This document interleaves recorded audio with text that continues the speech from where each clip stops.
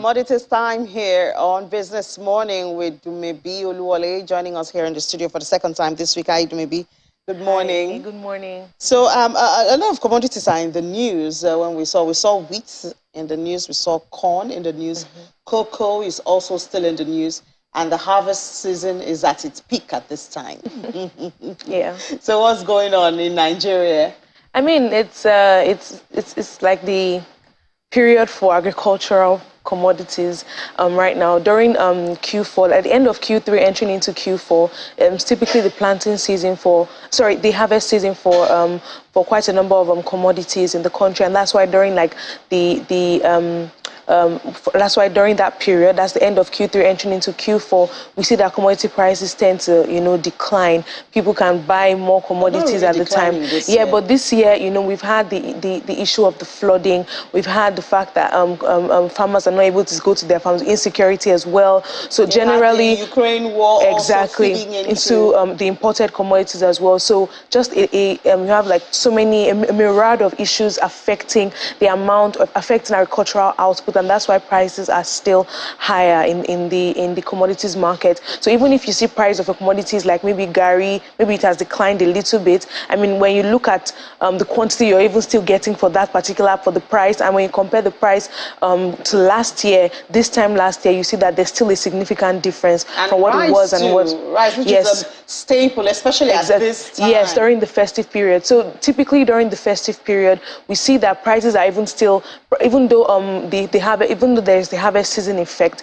some prices are still higher for commodities like rice, tomatoes, and that's because during the festive season, demand is usually a lot, and prices are higher. So it's just basic supply and demand dynamics. When demand is higher, you see that prices trend upwards, and that's typically the case. So with the typical festive season, increase in demand and shortages, stemming from the supply side, we're seeing that prices are still high and could even trend higher for commodities like oil, proteins. That's palm oil? No, granite oil, okay. Vegetable oil. So commodities like that, palm oil as well, because some people have seen that there's an increase in the shift in demand from vegetable oil to palm oil, because palm oil right now is cheaper, relatively cheaper than than vegetable oil. Yeah, relatively cheaper, because the price is still higher than what it was last year, but compared to vegetable oil, it's still a cheaper option for households. So we could still see an increase in its price because there will be an increase in demand during the festive period. So generally, commodities like rice, tomato paste as well, pepper, onions, palm oil, vegetable oil, their price could remain high during this period. Yeah, when you talk about tomatoes and pepper and all those perishables, I know that the fact that we do not have a very developed preservation system also fits into it. Yeah. Is that helping at this time? I mean, it's not, especially with the fact that when we think of the effect the flooding had on Nigeria's ability to, plant and even harvest as much, a major thing that would have been able to mitigate against this problem would have been if we had substantial and adequate storage facilities, storage infrastructure for a lot of these commodities. I mean, it's no longer news that Nigeria loses about 45% of its tomato harvest due to poor storage facilities, amongst other issues like, what happens when, during transportation. So generally, you have that issue, but poor storage facilities also affect that. Then you look at a commodity like onions as well. We lose about 50% of our onions produced on an annual basis because of these poor storage facilities. So generally, when you look at it, you see that the from production to how it gets to the consumer, the in-between aspect, that's the value chain of the commodities, are still largely underdeveloped. And Nigeria's value chain for agri-commodities is estimated at $85 billion.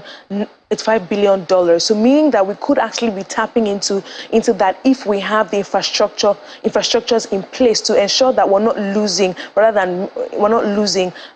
money. Instead, we're making money by tapping into the valuation of all of these commodities. So for our Greek produce right now, the theme is to improve our productivity. And agricultural productivity is the ratio of inputs to outputs. How much of our inputs are going in and the quality of the inputs that are going in, the magnitude of the inputs that are going in, and the quality of it will determine the amount, will determine the quality and magnitude of our output levels. But when you look at the fact that our input materials are receiving a lot of, shocks from structural deficiencies, from insecurity, from all of these things already disincentivize farmers to even produce more, and that's affecting our output levels. Over the years, we've seen that Nigeria's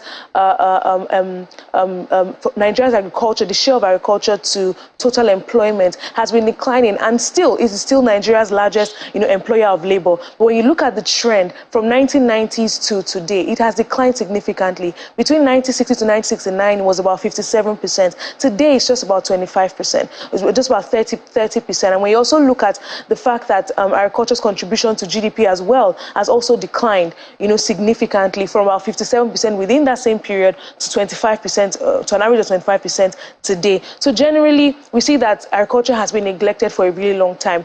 Yes, we've heard lots of talk about it, diversifying the economy, going back to agriculture, retracing our steps, but still, we're not seeing the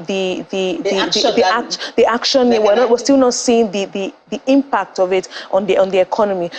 Yes, there's a time lag when it comes to the implementation of policies and when it eventually takes full effect in the economy. There is that time lag, and especially with agricultural commodities, that the prices are really volatile. It takes a lot of time. When you plant a commodity, for example, you plant cocoa, it takes a lot of time before you can actually harvest and then reap the fruit of your labor. But are we even able to plant as much? Are we able to even plant as much? I'm talking about, you talked about the policy implementation. Yes. And you talked about the time lag. Everybody knows that there's a time lag from when you begin the implementation and when you feel the impact. But the issue here now is, are we planting these policies, or we're just talking the policies, which is what we would like, the challenge we like to pose to all the candidates, political candidates that are out there with their manifestos. We see manifestos everywhere, so these policies, what is the plan, the implementation plan? It's not just on paper. We have a lot of that. Yeah. We can Google it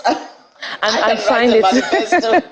You know what I'm saying? But maybe we really have to thank you so much for drawing our attention back to that issue of agricultural productivity.